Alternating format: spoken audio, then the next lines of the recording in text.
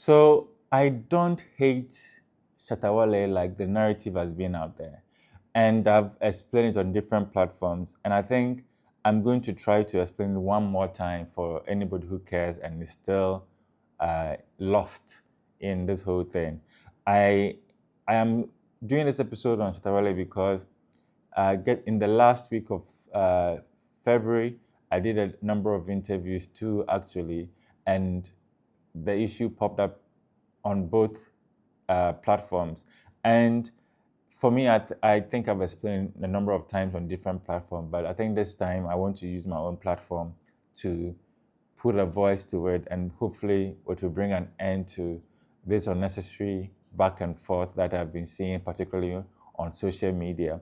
Uh, so I've never hated Shatta Wale. I don't hate any artist. Hate is a strong word. Uh, and for me, that's not it. I don't live with any of them, any artists, for me to develop a personality, a mindset enough to hate them. I hardly come into contact with Shatta Wale. I and all of that. So hate is a bit of a strong word for that. Let me backtrack a little bit and give a little bit history as to what happened. So I mean, the second coming of Shatta Wale was very strong on him fighting Samini, and I think that was a narrative back being pushed a lot, and I didn't care about it. In fact, there were some media colleagues that when we are on our way to an event, they would make noise about it, and at that point, I felt it was needless, and I felt where Samini was, uh, he didn't need that sort of back and forth to make him relevant to anything. So I always insisted that it should be up to Shatta Wale to, because at that time he was more the one that needed that comeback, whereas Samin was perhaps on top.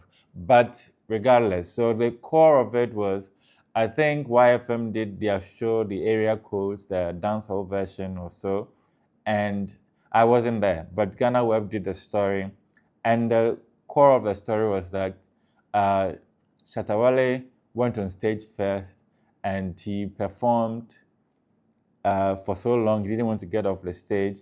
And when they're trying to get him off stage, and when he finally did, people were tired. Everybody had seen Shatta Wale. It was late, so they left, or majority of them were leaving. And so that was basically the crust of the story, which I want to believe was true, because it's not the first time we've seen something like that from Shatta Wale. If you know, you would know. So I called that story, as in repeated that story on my website, and it was a Christmas period. And so before I knew it, Shatta Wale had called me. I think yes, directly. He spoke to me first. He said he had seen the story, and on top of it, a lot of people have been telling him that it seems I don't like him. As in, I was guessing around that time, when it comes to between him and Samini, I am in the camp of Samini, and I don't like him. And I was like, why are you saying that? And then I think he brought up the story. I'm like, even the story, I didn't do it. It stated clearly that it was taken from Ghana Web, and they were there, I wasn't there. So I want to believe that was the true nature. If he thinks something was different, he should let me know, and then I can do that. And then he was like, no, no, no, I'm not listening. I don't want to listen. You know how he talks. I'm like, well, I cannot accept something that is not the case. And also, I don't stand to win or lose anything choosing between you and Samini. My life doesn't revolve around you guys in any way. You're the most, the minutest thing that my website would thrive on. And so there's no way I'm going to hate you or pick sides on that. I'm not interested. And then he gives the phone to his manager. I don't know who. I don't think it was Bulldog or somebody else, because Bulldog I'm more familiar with, because I'd worked with him with 5 and other people, so I'm more familiar with him. And if he called, it would have been different. But one manager calls, now takes the phone, and he's repeating that. I'm like, look, I don't really think what you're saying is true, and it's not true, basically. And then he comes back, no, my manager is saying something, you're not listening to him, you are disrespecting him. I'm like, I don't, I'm not. And then, so basically, the call ends with him saying, if you value your life, don't write about me.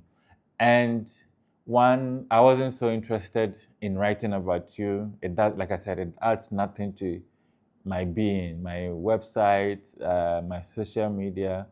It added nothing to you. So if you are going to threaten me like you are the most valuable thing, and it's something I can do, ignore you, I just did that. So I just didn't write about him per his request because now it was becoming a threat and I thought it was pointless. And so I stopped that. I totally blacklisted him. So there was not, and funny enough, I keep saying it. Few days after that call, all of us traveled. I traveled with him and some other artists from Nigeria to Tamale to the City Invasion concert. So we went to do that. And I covered everybody. I took pictures of every artist that was performing. And then, I mean, when it was time for Shatta Wale, I just tuned off because I'm not going to cover him. So I didn't cover him. I think the Nigerian artist came, I covered, and then I wrapped it up. And then now, when we published, his fan base now started, oh, you hate this person. You posted everybody that was there to perform. You didn't post this person. I just let it go. And so it had been the same for a very long time because I didn't have any reason until when I started Amir TV.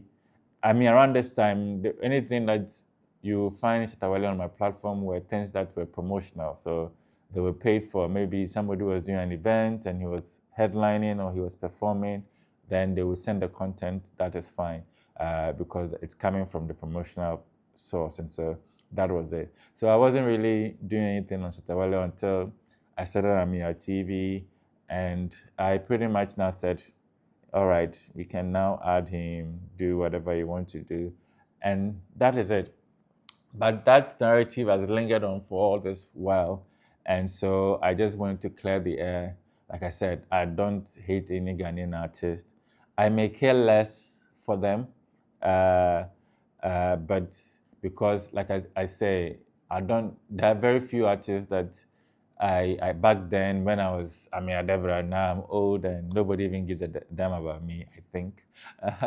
But back then, there were a few artists that I would feel like I was attached to them because I was more close and we would sometimes plan things to do and all of that. But Shatta Wale has never been like part of that. And even his rival, Samini, has never been a part of that. And I don't think Stonebwoy has also been like that. It's just that I've had better relationships with Stonebwoy because I tend to meet him more often in places, and they invited me to their things more than Shatta Wale would. And so it just seems like that. But I'm not interested in the war online. Sometimes it's interesting and then it gets boring. It's the same thing and it's not getting anywhere. And so you don't even want to put your energies into it. But that's it. So Shatta Wale fans, take it out of your mind. I've been seeing, it's like you guys, it's like you've been programmed to come and say all sorts of things and believe all sorts of things. But Charlie, we get better things to think about than to hate anyone. So I hope that clarifies a lot of the misgivings, misunderstanding between the Shatta Wale movement and SM for Life people and myself, Charlie. Bottom line, I ain't got that energy. All right, I hope you enjoyed. Make sure you subscribe to the channel. All the best. Bye bye.